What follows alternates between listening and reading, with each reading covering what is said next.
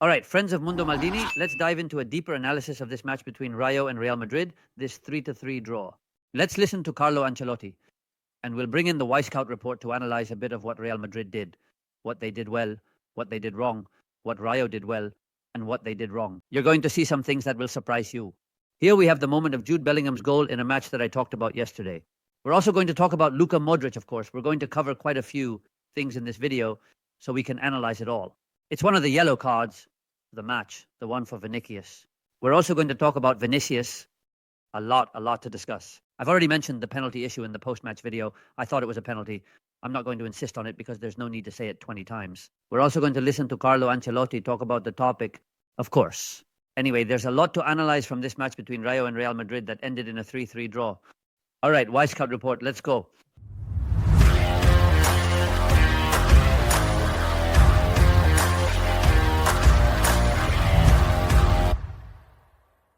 All right, let's go. Friends of Mundo Maldini. I know you really like these Wyscout report videos because they help us analyze the match in more depth with all the data provided by our friends at Wyscout. Beyond the post-match video, which is the hot impressions, this is much more cold.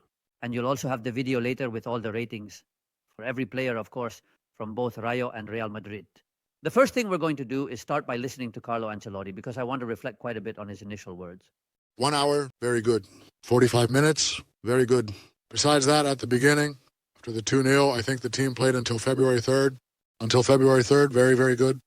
Very, very good. We've created a ton of chances, took the lead, and then when they equalized, we kept trying to win until the very last minute. So what I want to say is that there's a draw. The draw against Mallorca, the draw against Las Palmas is completely different from this draw. This is the draw of a united team. One that has fought, that has competed, and that wasn't able to win because we made some mistakes. But I'm leaving. As I said, we're on the right track, on the right path. It ended in a draw. We need to look at the upcoming matches, but I'm leaving satisfied. So have you all heard Carlo Ancelotti? He says he's leaving satisfied with the match. I'm honestly surprised he says this because let's look at some details. Madrid didn't play well. They didn't have control of the game. It's true that there are moments when Madrid is indeed better. Of course, I won't deny that. But let's take a look at some details. Then I've pulled up some screenshots from the match. But if we look at the data a bit more objectively, we realize, for example, that Real Madrid was shot at 12 times with 5 on target, while Madrid had 13 shots. To leave very satisfied from a match where the opponent, being Rayo Vallecano, with all due respect, shoots at you 12 times, they had a lot of chances. Madrid had no control of the game. They had no moments of control in the game. I see very little self-criticism, very little criticism of the team, really. Madrid has lost 3 out of 6 Champions League matches. The feeling is that Madrid doesn't control the matches. They win a lot of them because they have a lot of quality up front. Yesterday, Mbappe wasn't there. Obviously, he's not having his best season. Here you have it. In terms of ball possession, Madrid had the ball more often, reaching the small area. More times, not many more, but half of the opponent's area, half of the opponent's field, 64-50. So they had the ball a lot of the time, but quite far from the danger zone for many moments. I don't think Madrid played a good match. That's my opinion. Ancelotti seems to think differently, prefers to say that rather than making a harsher criticism. He really knows that. But yesterday in Madrid were some interesting things. Let's take a moment to look at some screenshots I prepared from the match, and we're also going to discuss the topic, especially the first and second goals. This is how Madrid lined up, with Rodrygo on the left, of course, without Mbappe, and without Vinicius. This is indeed Rodrygo's position, with Rodrygo on the left.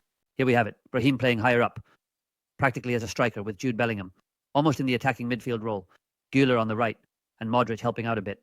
This is what Madrid did. But of course, Madrid made some very serious mistakes. This is the first goal. It's a really good cross from Jorge de Frutos. You must have seen it to the far post. Obviously, there's a Rayo player who pulls Lucas Vázquez away, and Unai Lopez arrives completely alone. Here you go. Look at the cross from de Frutos, which is really good. Here we have Lucas Vázquez, who has been pulled away by the Rayo player. Chouameni waiting, Rudiger waiting, and Unai Lopez, who shoots completely alone. Completely alone because there's no player following him. In this case, it should have been Arda Güler. Look where Arda Güler is. Modric arrives very late, and as you can see here, doesn't get there in time to intercept, and it's an easy goal for Unai Lopez, who scores to make it 1-0. Then the second goal was also a play that was defended pretty poorly. Pretty poorly defended. Before we dive into the topic of Jude Bellingham, I want to keep listening to Carlo Ancelotti a bit more. He complains later. It seemed to me, after seeing the replay, it was very clear he didn't play because he had played 90 minutes. After his injury, we preferred to give him the second half, where there was a bit less intensity. He did well. He fulfilled his role. He also had 2 opportunities to score. He had a good game. Well, he's obviously talking about Vinicius, and I agree with him. I thought it was a penalty. I've said it. But Vinicius had a good game. Then you're going to see the match ratings. Let's see. He only comes in for the second half. It's true that Real Madrid is managing Vinicius' minutes because he was coming back from an injury and also from a very intense match in Bergamo. And as Ancelotti rightly says, he comes on in the second half when the game has less intensity. Up to that point, that's correct. Let's see what Vinicius did yesterday, because in my opinion, he didn't have a good game. I'm not saying it was a horrible game. I'm not saying that either, but it wasn't a good game. You're going to see Vinicius' stats now. And what we really need to focus on, more than the numbers, is that he didn't play in the first half. And in the second half, he was only involved in 41% of the plays. But look at the second half. The crosses are lost actions and the double points are actions. He loses more plays than he wins. I mean, Vinicius wasn't good yesterday, honestly. He wasn't good when he came on. He only made 3 passes, 1 very short in the box, 2 in midfield, and 1 was off target, not precise. Yesterday, Vinicius contributed very little, really not enough to fail him then. We'll see the ratings because I can't justify failing him. But yesterday, Vinicius clearly wasn't anywhere near his level. That's a reality that is proven by looking at all of this. Then I want to dive a bit into Jude Bellingham, but before that, I want to talk to you about Rodrygo. Because in the end, Rodrygo has a really tough time being a starter at Real Madrid when everyone is available. It's really tough for him because Vinicius and Mbappe are undisputed starters. And the worst part for Rodrygo is that where he plays best is on the left, which is where he played or participated the most yesterday.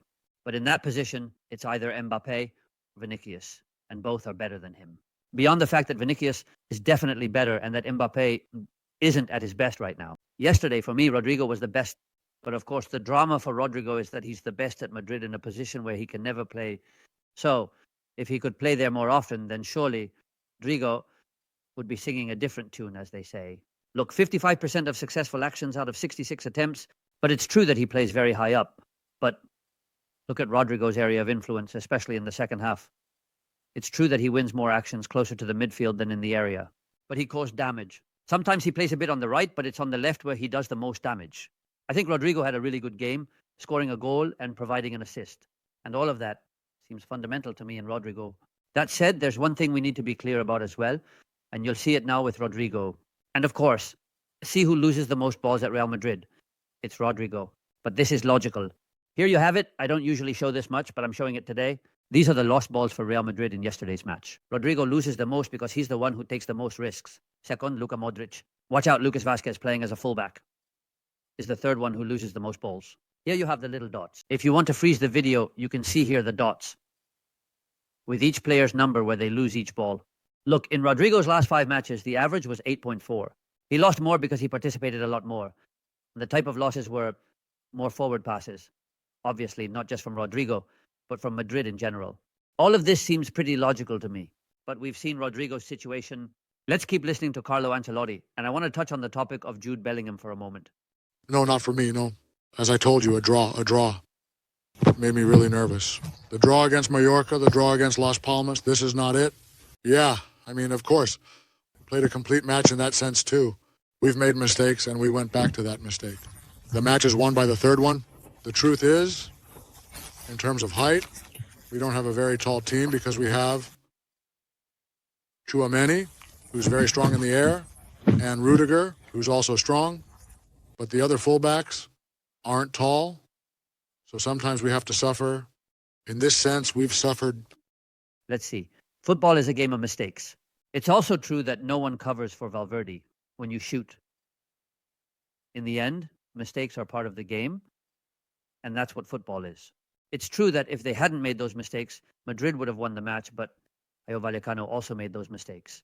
What I mean by this is that I don't think Madrid played a good match. I just don't agree with Carlo Ancelotti. He sees the bottle as very, very full, and you can see the bottle is half full a little more empty than full, because Madrid can't give away so much against a team like Rayo Vallecano. Not just 3 goals, but especially the first 20 minutes where they had no control over the game. That's the feeling the Real Madrid match left me with yesterday. Before we dive into the topic of Jude Bellingham, and we're almost done because I don't want to make this too long, let's look at the average positions, which is something I also like to check out. So look at the average positions of Rayo and Real Madrid. So which is the big team here? Which is the big team here? Because look at the average positions of Rayo. Rayo came out without any complexes against Madrid, pressing them high, and in the first 20 minutes, Madrid didn't even notice. 1,000 when he realized he was already losing 2-0. Then Valverde, right? That rescues him with that goal. Earlier, Madrid had a few longer possessions. He rescues them with that goal, and from there, logically, Madrid imposes their game for many minutes. But to come out satisfied, I honestly don't quite get it. Topic of Jude Bellingham. Let's talk about Jude Bellingham because he keeps doing everything. And the worrying thing about Jude Bellingham isn't his current form, which is very good. It's whether he's going to finish the season like he did last time with that obvious physical drop, because Jude Bellingham does it all. Friends of Mundo Maldini, I've pulled up some clips of Jude Bellingham and I'll wrap this up. Look, he's the first one to press. Next to him is Rodrygo, the first one going in for the pressure, taking up that classic central midfielder position. Here he is receiving the ball out next to Luka Modric. Here he is with Brahim on the left and Rodrygo in front, receiving the ball with his back to the goal near the area. So, the play with Valverde to Bellingham, who gets all the way there. He did all of this throughout the match, playing higher up, because this is a position where he usually plays a bit higher. Since he gets involved so much, he has such constant participation. Here we have it. He was less effective in the second half, I think, because of fatigue. I think it's a result of fatigue. And we're still in the first half of the season, and the tough part is coming now. In other words, I think all of that really hurt Jude Bellingham. Friends of Mundo Maldini, let's end with Bellingham. We'll hear Ancelotti. The Wyscout report shows, but I don't want to miss showing you the Wyscout report focused on Jude Bellingham, because in the end, 60 actions, which isn't a lot, but it's true that he participated higher up. Just 37 passes, because Madrid didn't have the ball for long. And look at the actions on the field. Notice how in the second half, Jude Bellingham drops off a lot. He drops quite a bit, makes fewer actions, participates less. I think you could really see it physically in the second half, a drop-off, and it's clear that this happens to him, keeps happening to him, and it's going to keep happening to Jude Bellingham because he can't logically keep up with that pace. Let's keep listening to Carlo Ancelotti, and then we'll wrap it up. No, he's not a starter because it's an emergency. Let's see when he recovers. We're going all out. Let's see where I can put him. I know I can count on him, as I've said. He's obviously not used to it. That's pretty normal, but he always delivers.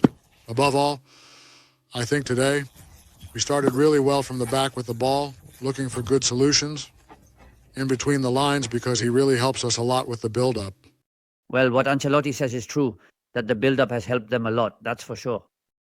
It's true that I play very close to the edge at many moments, and I'm about to make mistakes in areas where you can't afford to. We also have to say that, but anyway, I'm going to wrap up with Tchouaméni because I think it's interesting for us to look at something about Tchouaméni. Are 94 actions a lot? Why so many actions?